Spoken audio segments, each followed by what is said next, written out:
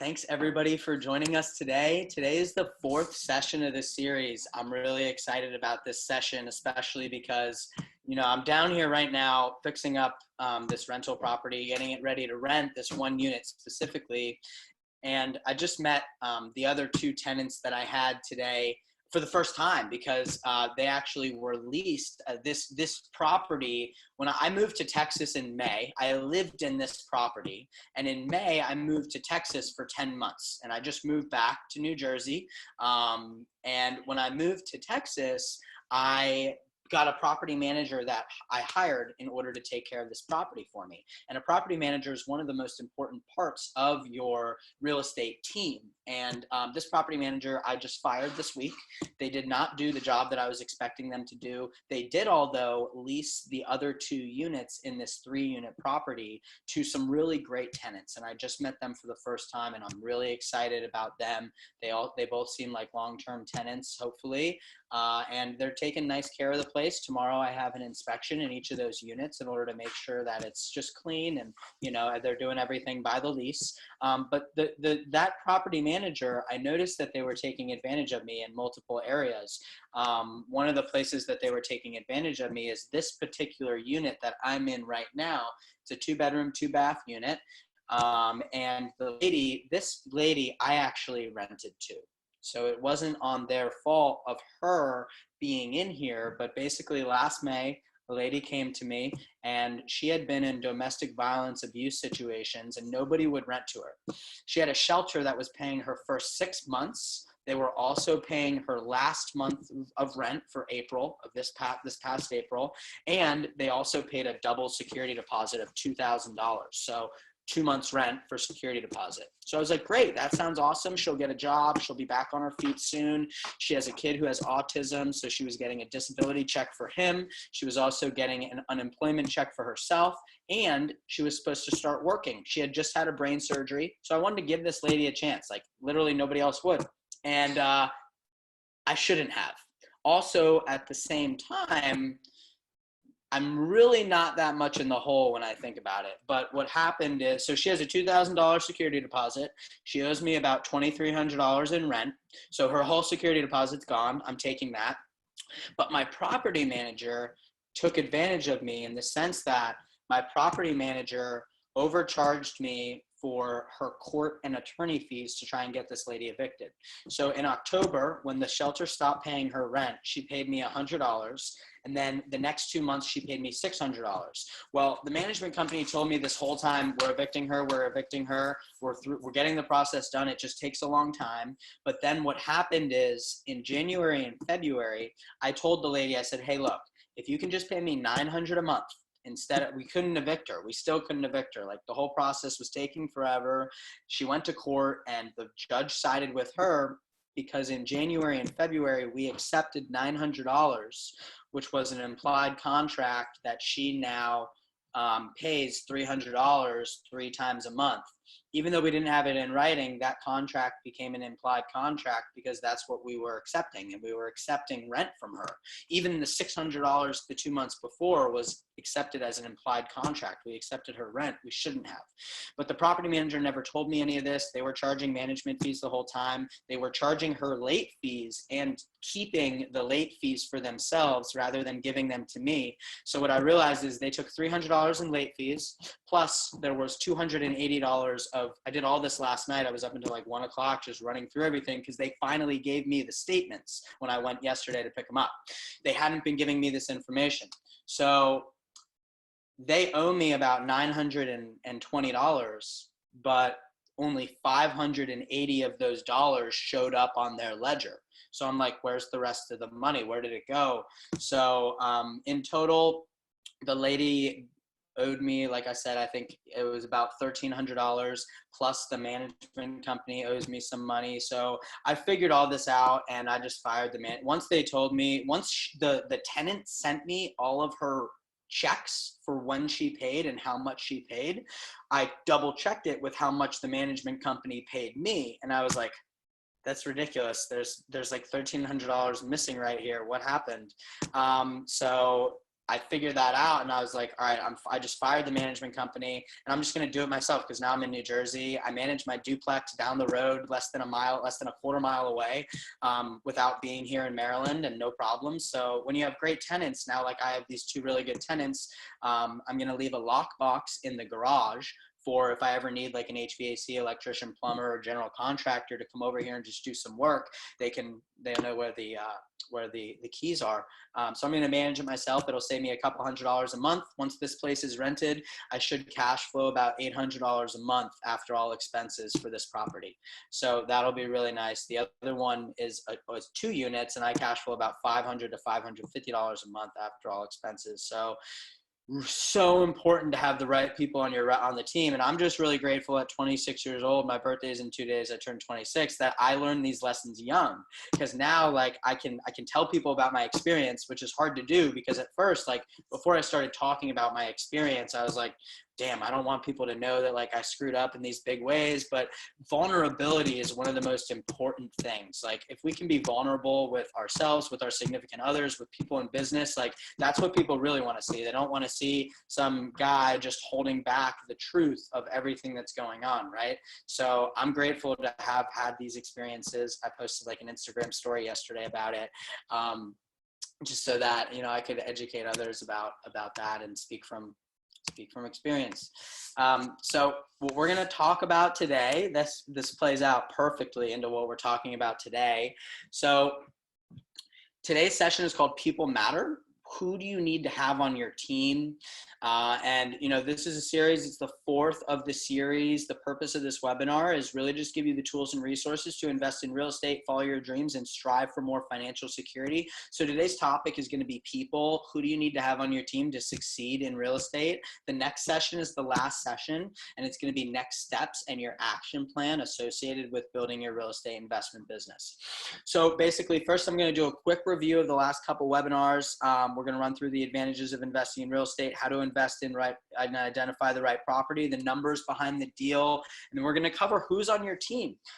It's a really important session that we're doing today because nobody can succeed alone. You always need people in your circle to help you succeed. If anybody ever says that they succeeded on their own, that's totally false, and they're full of themselves, because I definitely wouldn't be where I am without help from tons of different people. One of them's on this call, my mother. My beautiful mother, Michelle Daniher. So grateful for you.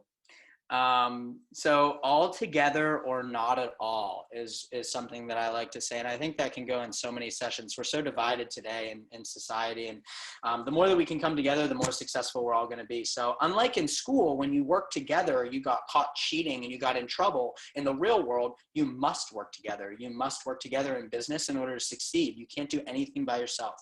So review of the advantages in real estate. You make money through cash flow, through leverage, through debt pay down, and building your assets faster. It's a natural inflation hedge. So as the dollar decreases in value, our properties go up in value, similar to how gold and silver are natural inflation hedges because they go up in value. Also, many increased tax advantages compared to other investments. You can write off the interest on your mortgage. You can write off depreciation. Also, like-kind 1031 exchanges. There's no early withdrawal fees like other retirement accounts, no penalties for insider trading.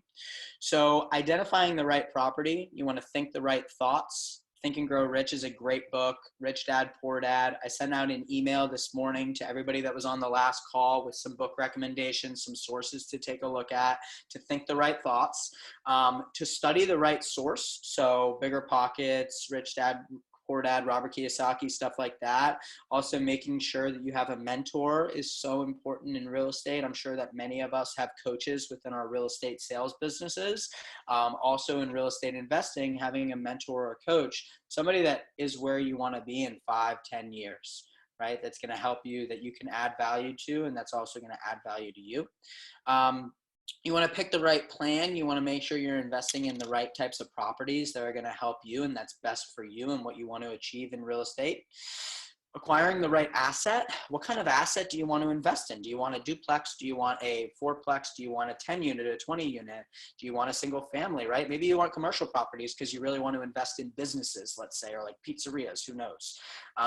So you want to manage the right metrics. That really goes back to what we were taking a look at last week with knowing the numbers and making sure that we know what to look for in the numbers of investment properties. So reviewing the numbers real quick. So there were 4 simple steps to calculating your rental property numbers. The first step is to figure out the monthly income. That's your gross rental income. This will either be what the current tenants are paying, the asking rent, or if you have neither of those and you're looking at properties, there's no current tenant, you don't know what the rent would be, talk to a property manager who can give you the fair market value for that property's rental income.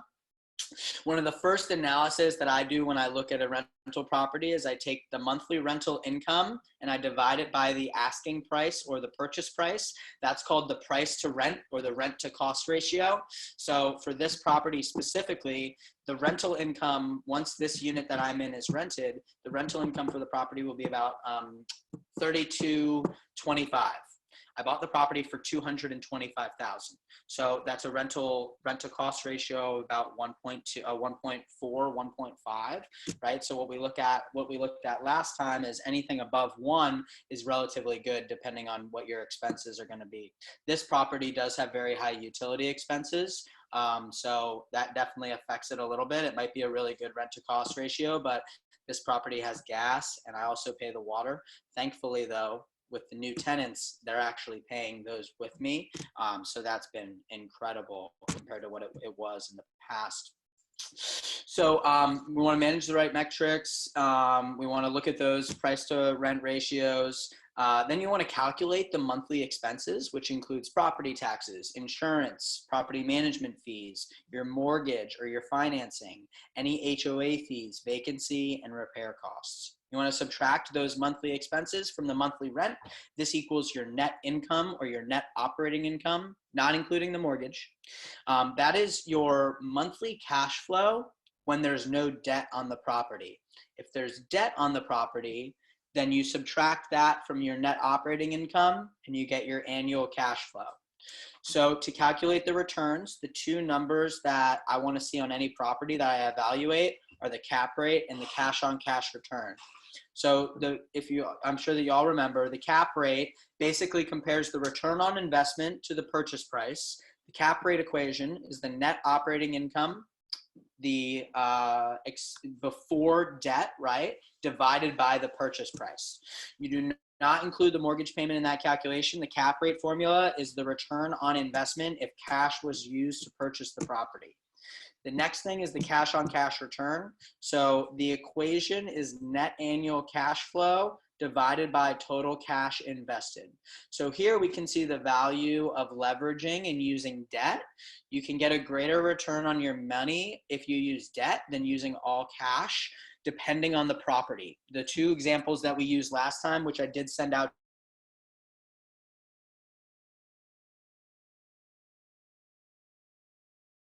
to everybody on the cash on cash return Hey, when Ryan, debt was, yeah.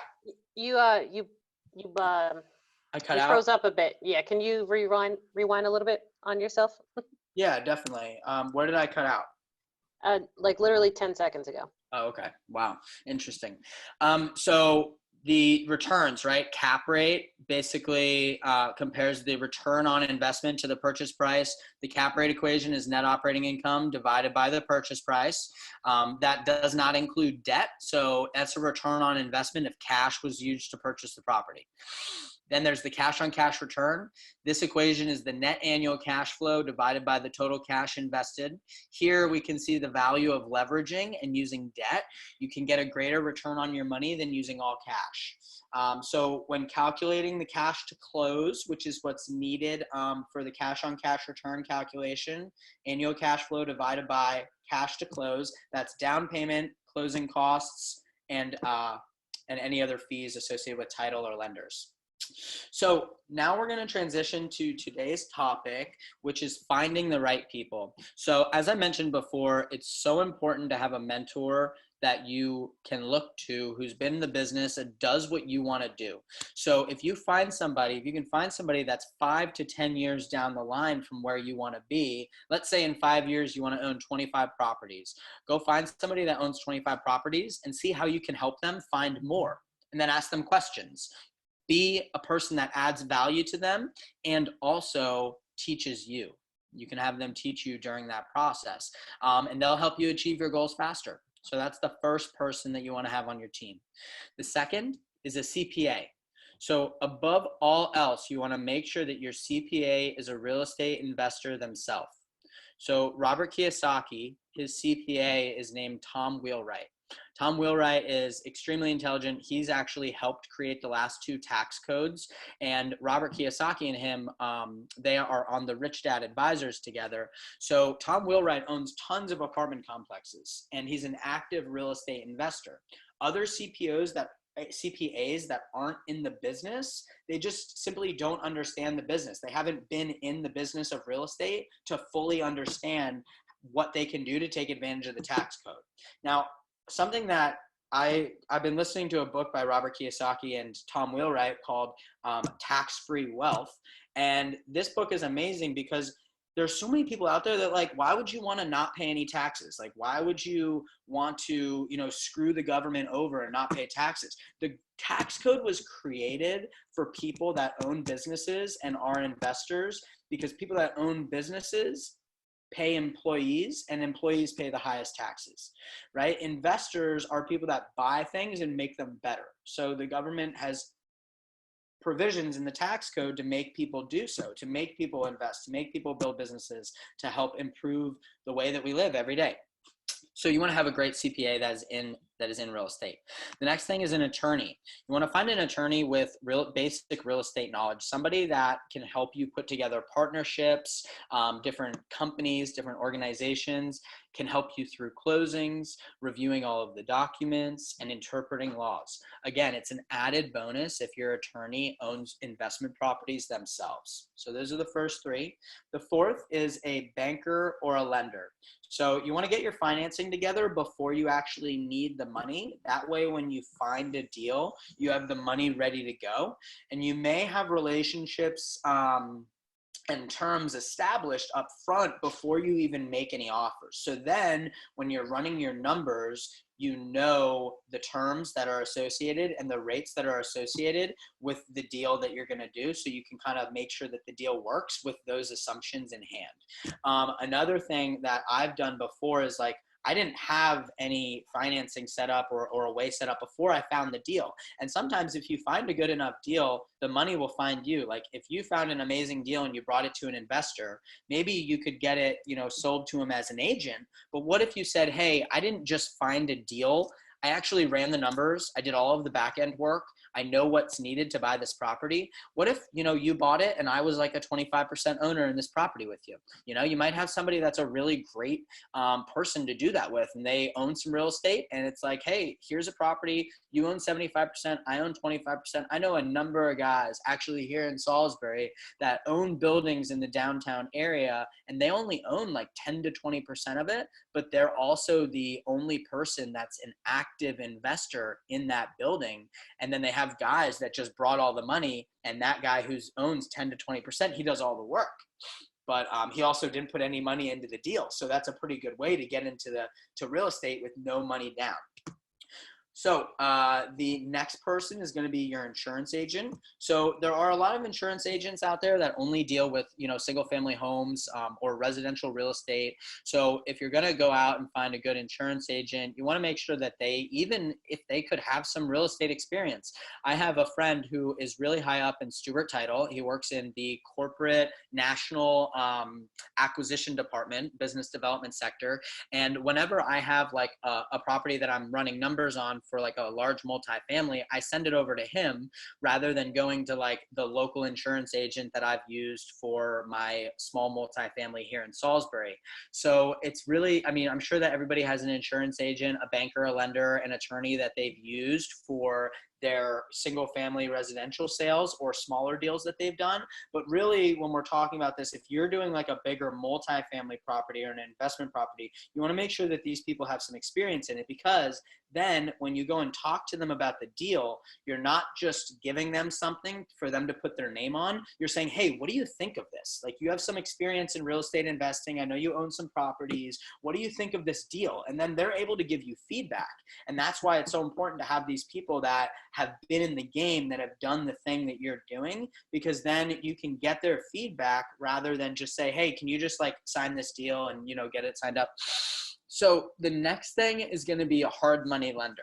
So depending on the type of financing that you're looking for, depending on the type of deal that you're doing, hard money lenders are going to cost more, but they're much easier to get a deal done with. And if you get a hard money lender on board, let's say to buy the property, hard money lenders, they usually charge anywhere between like 8 and 12%, plus they charge points. So they'll charge like between 2 and 4 points, if not more, in order to get a deal closed. But if you can get a deal closed super quick with a hard money lender, then maybe you can do some renovations on a property, and then you can get a bank loan, a Fannie Freddie loan, or something of that sort that's at a lower interest rate, and do a cash out refinance, right? Which is something that we kind of learned about last time, cash out refinance. So then you also want to have a private money lender or an equity partner. So if you go to the bank and you buy a property at an 80% loan to value, and both of these people, by the way, hard money lenders, private money lenders, equity partners, Bigger Pockets is a great place to search for these people. Or just, you probably know a lot of private money lenders. You probably know a lot of people that have a good amount of money that want to invest, but they might not want to buy real estate. Maybe they just want to lend out their money at a 10% interest rate. That would be a private money lender, or maybe a hard money lender. So also equity partners. So finding people that might want to put in some money to a deal that you're doing and take a majority or part ownership. If you find a good enough deal, I guarantee you could find somebody that puts in 100% of the money and gets 50% ownership if they don't really have to do any of the work. So next is a real estate agent. So you always want to have a great real estate agent on your team. Most of us are real estate agents. There you go. Ron is all in. He's like, yep, I'm a real estate agent, everybody. I'll find you some deals. And that real estate agent, some investors, they don't really even work with real estate agents. They just have people like in their office that go and find deals. I'm a huge proponent though. Like if you're an agent, go and find deals for investors and send them to them. Like, you never know. Investors love working with agents because they do all the work for them. Some do, at least. The smart ones, they'll pay their real estate agents well. I read Robert Kiyosaki said something, and I don't want anybody to take offense to this. He said, why are real estate brokers called real estate brokers? Because they're broke. And I don't necessarily think that's true. But at the end of the day, a lot of agents never actually invest. And they know more about real estate than anybody else. They deal with it every single day. So why don't we invest in it? We tell people to, but why don't we just do it ourselves as well? So have a good real estate agent on your team if you aren't one. And then wholesalers. Wholesalers can be a great person to have on your team that can go and find you deals. Every state has different laws about wholesaling. What wholesaling basically is if I go down the street and I find a property for sale for $100,000 and I get it under contract for $100,000. It's not on the market though. This is an off-market property. I went and I found this person that really needs to sell and I got it under contract for $100,000. And I went to an investor and I said, hey, this property is probably worth like 150, but I have it under contract for $100,000. Can I sell it to you for 150? And they'll be like, if it works, yeah, sure. And then you make that difference. So if you were to sell the contract, you basically assign the contract, you make it an assignable contract, you assign it to Joe Schmo down the road for 150, you make the gap between 150 and 100. Some states don't allow it, but most do, I believe. So that's called wholesaling. It's assigning the contract. Basically flipping the contract before you actually close on it. In some states, you have to close on it before you sell it, but some you can just assign the contract. So the next person that you want to have is a bird dog. So a bird dog, some people might know bird dog as a type of whiskey, but it's not only a type of whiskey, it's also a person in real estate. And the bird dog is basically someone that you pay to just go find properties for you. Maybe if they find you an investment property, like if they're driving down the road, I call it driving for dollars. If they're looking for properties, driving down the road, and they see something that has really overgrown grass or something, and they get the information for you, and then you go and you buy the property. Maybe you'll give them like a $1,000 or a $2,000 fee for finding you that property. And that's called a bird dog. So another way to get deal flow, just like real estate agents and a wholesaler that might bring you deals, a bird dog is another person that could bring you a deal. So if you paid one of your kids, go find me a property, you pay them like $1,000, $2,000. If you close on it, could be a good way to get them to work if they're just sitting on their butts right now in quarantine. So the next person is a title company. So you want to have a great title company that you're associated with. Really important to have somebody, if you can find somebody that owns properties, great. There's probably a lot of people that own title companies out there that also own properties. A lot of real estate agents, after they build their real estate team, they'll build a title company. So you want to have a title company that you work with that is well secured, that works across the nation. So if you have any claims, you know that you're backed up. It's an added bonus if they are in real estate. My title company, the people that I work with, they are in real estate. They own properties themselves. And then you want to be connected with business professionals. So business professionals in the local area, people that know people who own businesses. A lot of people that own businesses also have a lot of rental properties as well.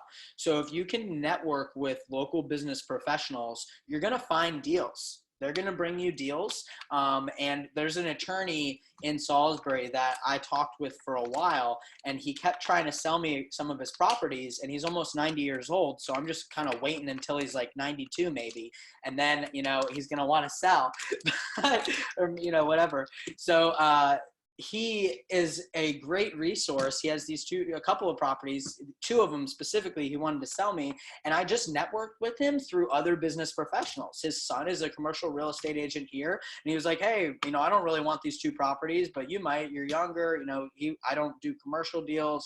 So I was like, okay, I'll look at them. You never know who can bring you deals. So all these different relationships, so important. General contractor. You want to have a great or a couple general contractors that you work with, preferably not somebody that is going to really mark up the value of their materials or the labor. I mean, you can always do general contracting yourself. As a real estate agent, if we work with a lot of people that do flips, the more that we can learn about doing a flip, the more that we can learn about all the pieces involved, the less we need to go out and find people to do it. Like if I did a gut rehab, I would get a general contractor on one of my properties. But if I'm just doing like some plumbing, some electrical, taking down some drywall, putting in some insulation, maybe moving a kitchen or a bathroom or renovating a kitchen or a bathroom, I'm not going to go hire a general contractor. I'm just going to find the subcontractors, like a plumber, a general handyman, or somebody that does, carpentry, stuff like that, electrician. Rather than getting a general contractor, I'd probably do a smaller job myself and just get those people. So those are the next couple of people that you want to have. You want to have a plumber, you want to have a general handyman, an electrician, and I have a couple on my team, specifically people that I know in Salisbury. I have like 2 or 3 electricians, 2 or 3 plumbers, a couple general handyman that do things for me if necessary, carpentry work, repairs, things like that. Pest control company would be the next. You really want to have a pest control company. This particular unit that I'm in, we just cleaned up a bunch of mouse poop. And this is the only unit that has mice, apparently. The other ones don't. It's an old house. It was built in 1874. So they're in the walls, and we found a couple spots in the closets that they've been getting in. So now I'm going to have a pest control company come out probably tomorrow or Thursday. They're going to spray in those holes. Hopefully, I don't know exactly what we need to do for the mice, but like this particular property, the lady downstairs was complaining of cockroaches one time. So we had a pest control company come out. I lived in a property in college that had fleas, and it was awful. And I had 3 different pest control companies come out to handle that. And only one of them actually did a good job. So that's who I now use down here in Salisbury. So you got to have your pest control company, cleaning company. Right now, I and my dad, we're the cleaning company. So until I, kind of scale to a different level, I'm just going to do the cleaning every once in a while when a tenant leaves, because it's really not that difficult when it's not too hard of a job. But at the end of the day, I don't really want to have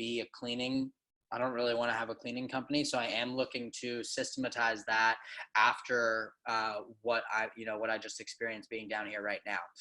The next person is a property manager. So as I spoke about earlier, property manager is the most important.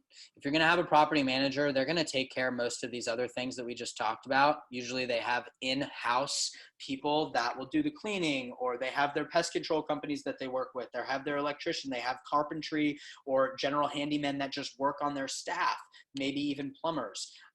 Now, I am a big fan of, if you're going to have a property manager, bring them your Rolodex of people like HVAC technicians, plumbers, electricians. Bring them your Rolodex, because you've created relationships with these other people through probably managing properties by yourself at the start. I would rather have my Rolodex of people do the work than go to the property management company and have them do it and possibly be charged more money.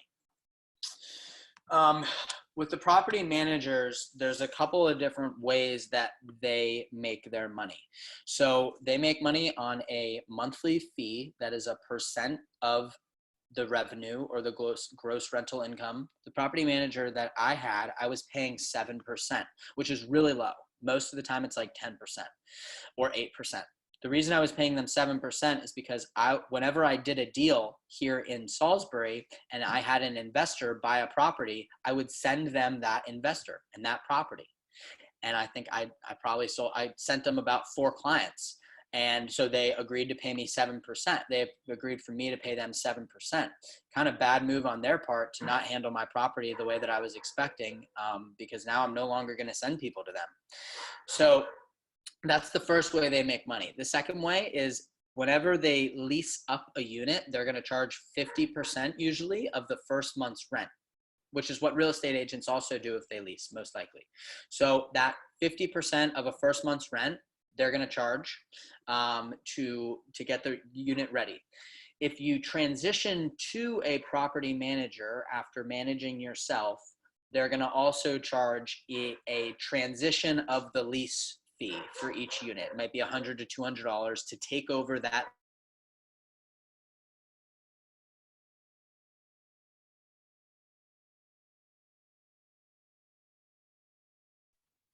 Ryan, Did I you cut lose out you? again.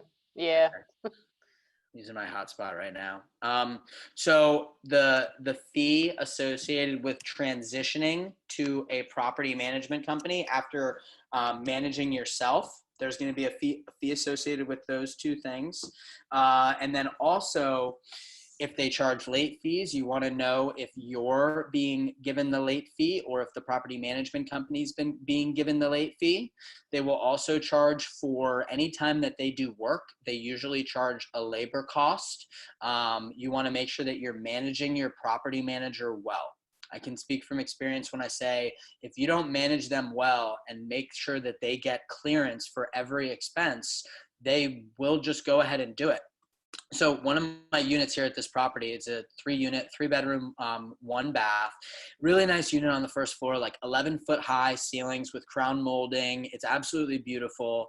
And the fridge went bad. So they needed to put in a new fridge. And I said, okay, great. How much is it going to be? She was like, it's probably going to be like $175 to $200. I was like, okay, great. I approve, go ahead and do it. And then I see a charge on my statement for $300 for the fridge. And I was like, okay, well, I thought we said that this was going to be 175 or 200. What the heck? And she was like, yeah, so it was like 175, but then we had to do all of the labor associated with getting it there, taking out the old one, disposing of the old one, putting in the new one. I was like, yeah, but you didn't tell me about any of this. I could have had somebody come and do it for $25 if I had known how much it was going to be. Right? So you always want to be making sure that you're staying on top of them, because they will upcharge for labor. So another way that they'll make money is whenever you renew a lease from an existing tenant, they will also charge a lease renewal fee of $50 or $100, basically to just write a new lease. So you want to make sure you pick your property management well, get references before you do. And once you start managing your properties yourself, you can also already have the systems in place. Maybe you just do them yourself, but that's a business that you need to decide if you want to be in yourself or not. So then the next one, and we're almost done, there's two more. So the next one is just accountability group or a coach. In real estate investing, if you can have an accountability group, like a couple of people that you talk with on a regular basis, and you're like, hey, how are you guys doing with this? Where are you guys at? How far are you to buying your next property? How many properties have you analyzed this week? Accountability is the breakfast of champions. And I know that most of us have heard this from different people within Keller Williams and within different coaching groups, but really having accountability and having a group that you talk to on a regular basis is so important. I started an accountability group of a couple of young men called the Young Kings. And it's basically like just 4 or 5 of us, and we meet every 2 weeks and we talk for an hour about real estate and our goals in real estate. And it's a couple good friends, like it's just a free group to join. But having a group of men, or for me, having a group of men is so important to just talk to about real estate. And ladies are welcome. We just haven't found any that want to be called, in a group called the Young Kings. Maybe it should be the Young Kings and Queens. But we'll have to see about that. Kara's like, yeah, what the heck? Then the next, and one of the most important, and I just added this to the list like 30 minutes ago, family and friends. I could not be where I am without family and friends. Without my dad here right now with me, helping me get this place ready, without my mom's support in everything. Just so grateful for my family and also friends. Like I called my friend who also is a real estate agent. His name's Wayne Smith. I interned with Wayne when I was in college. Now we talk every once in a while, like every week or two. He owns like 5 or 6 investment properties. He's been a real estate agent for 15 years in Maryland and Delaware. I interned for him, and then we became business partners, and we became really good friends. And I called him, and I was like, dude, I have so much trash, and I don't know what to do with it. I need to bring it to the dump, but I don't have a trailer or a truck. He brought his trailer over. He brought his truck over. We loaded it all in. We went over to the dump, and like, I'm just so grateful for that. I'm so grateful to have friends and family that help me on my pursuit of goals. So that's the 21st person or people that you want to have on your team are family and friends. So that's all that I have for you all today. Next week, we're going to take a deep dive into like creating an action plan, creating next steps on what you can do. So there's going to be more group participation in the next one. I want to kind of work with people and work together as a group to kind of develop a plan. If it is a plan that you want to develop of how you're going to get your first property or your next property or start investing in real estate, your education plan, your action steps. So I'm excited for that. And if there are any questions, go ahead and ask them. Otherwise, see everybody next week. Ryan, I have a question for next week. If that's something that people are interested in, do you recommend that we reach out to Guaranteed Rate, who are, the preferred lenders we have in our office, to just ask them about, what we need to do? Yeah, I mean, if we can talk about that next week, like what the first step would be. But yeah, I mean, if you have a relationship with a lender and you want to start the conversation early about an investment property, if you have a preferred lender that you speak with, then I would talk to them. Now, I don't know if Guaranteed Rate does certain types of investment loans or if they only do Fannie Freddie loans. So, sometimes banks, they only do Fannie Freddie. Kara, is that what you're saying? They do actually, they have a specific guy that does do the investment Okay, cool. piece, I want to say. Yeah, I remember him coming in one day talking to us. So Okay. in a small format. Oh, awesome. Yeah. Okay, sweet. So then they would definitely be some people that you want to talk to if you work with them regularly for investment loans, or, also honestly, like with an investment loan for an investment property, you can get Fannie Freddie loans, I believe. And they're a mortgage company, right? So they don't hold their own loans. So a lot of banks, like specifically banks, like local banks, have kind of halted their lending practices right now. But I'm sure that Guaranteed Rate has a number of them, so they can like shop around their mortgages. So they might be better to work with in this type of environment that we're in, because there are some banks that have just like completely halted their loan processes right now, and aren't taking on any new loans, or they're only doing like refinances, no new properties. So if you want to start the conversation now, go ahead, definitely reach out to a lender, say like, hey, here's what I want to get. What could y'all do, so that you can get some numbers ready or some financing techniques ready for next week. Yeah. I had a quick question. I was just curious, like when you first started out, you were talking about you doing, just having some general contractors and like the plumber, the handyman, the electrician, and going through that and handling it yourself, so to speak. Did you have had any hiccups in that initial kind of feeling out of contractor, so to speak? It's a good question. Yeah, definitely. So my first property, super grateful. I actually had the guy that I owned the property with, I lived with him during college. My buddy Sean, good friend of mine. We owned the duplex together. And when we renovated that, we bought it and it was condemned. So we had the lady that actually she had to fix the sewer line, the lady that owned it. So we had the seller fix the sewer line in order to uncondemn the property and get a certificate of occupancy. We took out all the insulation, we took out drywall, we tore down walls, and we did all of the carpentry work except for putting we had to sister and do some sistering of joists on the first floor, on the floor of the second. So we had a contractor come out that we found on Craigslist to do that. And that's one of the guys that I now use on any project that I need when it comes to like just general handyman work. We found an electrician on Craigslist who I now still use. He's an elder gentleman who he's a master electrician and he's licensed, but he just does everything by himself and he doesn't charge a lot of money at all. And then through him, I found another old dude who's a plumber who does my plumbing, and he charges like absolutely nothing compared to like Roto-Rooter or these big companies that come out, and every time they do, it's like $300, $400. It's like, I just pay this guy $90 and he does basically any plumbing or electric job that I need. So that makes a big difference. Yeah. It really does. Did you post it on Craigslist or did you look on Craigslist? Looked on Craigslist. Okay. Yeah. I was just curious. I didn't even know like people did that anymore. I know, right?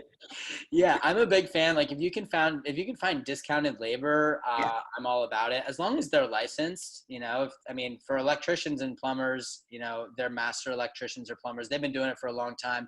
Actually, when we did that house, the duplex, we had Sean, my partner, he had a good family friend who was almost a master electrician in the state of Maryland. Now he owns his own company and he charges a bunch of money, but he did a lot of the work for us at discounted rate just because it was a family friend.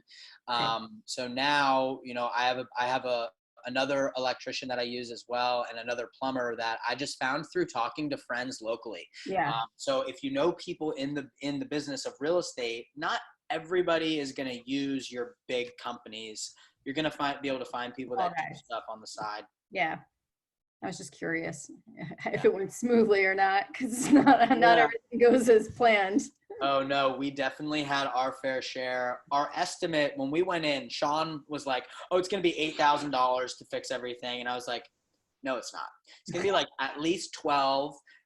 Maybe I don't know if I set up to 16. I like to think I did, but I probably didn't because it ended up being 16. Okay. So you always want to whatever you say it's going to be, just double it. Double it. Yeah. Pretty much. Yeah. And then, after I started working at after I worked at the development company for a while and I saw what construction costs were, then I got better at estimating. So it really doesn't hurt. Bigger Pockets has a lot of information. They even have a book called Estimating Rehab Costs. Okay. So what I do is when I go look at a property, I'll bring an inspector or a general contractor that has good experience with doing that type of work and say, what do you think this is going to cost? What do you think that's going to cost? Make a list and start writing out what that could be. All right. Thank you. You've Mhm. been really informative. This has been really good. I like it. I appreciate that. I have Right. a question. You in your hit list of all these many people, you talk about like a banker slash lender, and then a hard money lender and a private money lender, and can you like explain the differences between? Yeah, definitely. So a banker or a lender, so like a mortgage company isn't necessarily a bank. They go and they shop the mortgages to banks that buy them. So if you just go to a normal mortgage lender, you're going to get, that's the banker lender, right? So, or you go to a bank, like a local bank. I don't know, like down here, there's one called like First State Bank, Delaware First State Bank. They're a local bank that holds their own loans. They hold their own notes. So sometimes they can be more flexible than other ones. Maybe they can go up higher amortization, or they have more leniency for people that have been working with them for a long time. They have lower interest rates, maybe. A lot of the time on investment properties, they will. So that's the difference. That's like banker lender, right? And then a hard money lender is usually a company that isn't a bank. It doesn't, it holds their own loans, but they're not actually a bank. Like they don't have FDIC insurance, or they don't have government approval as a bank. It's a company that has cash and lends it to people at a high interest rate for short amounts of time. So a hard money loan isn't something that you're going to have on a property for 10 to 20 years. It's like something that you're going to use to close quickly so that there's not a ton of underwriting. Sometimes they don't even do appraisals, right? Because they're not looking at it as a long-term investment. They're just like, okay, does this guy have a history of paying back his loan? Does he have a good credit score? What's the company that's borrowing the money? What's their credit like?